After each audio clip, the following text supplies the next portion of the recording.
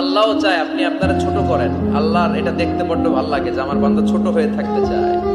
মান তাওয়াদা তারাফা, যে নিচে নামতেছে আল্লাহ টাইনা উঠায়, আর যে উঠতেছে আল্লাহ থাপ্পড় মেরে নিচে নামায়।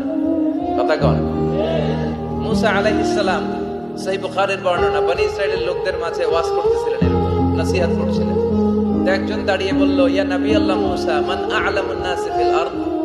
হে মুসা নবী, জানতে বড় মনে চায় বর্তমান পৃথিবীর সবচেয়ে বড় জ্ঞানী কে? মুসা আলাইহিস সালাম কয় আমি। মুসা আলাইহিস সালাম কি বললেন? আনা। আসলে কথাটা ঠিক। আল্লাহ যখন যে নবীকে পৃথিবীতে পাঠায় তখন তাকে সবচেয়ে বেশি জ্ঞান দিয়ে পাঠায়, সেই হিসেবে ঠিকই উনি সবচেয়ে জ্ঞানী। কিন্তু উনি এইভাবে নিজেকে সবচেয়ে বড় জ্ঞানী বলে দিবে, এটা আল্লাহর পছন্দ হয় না।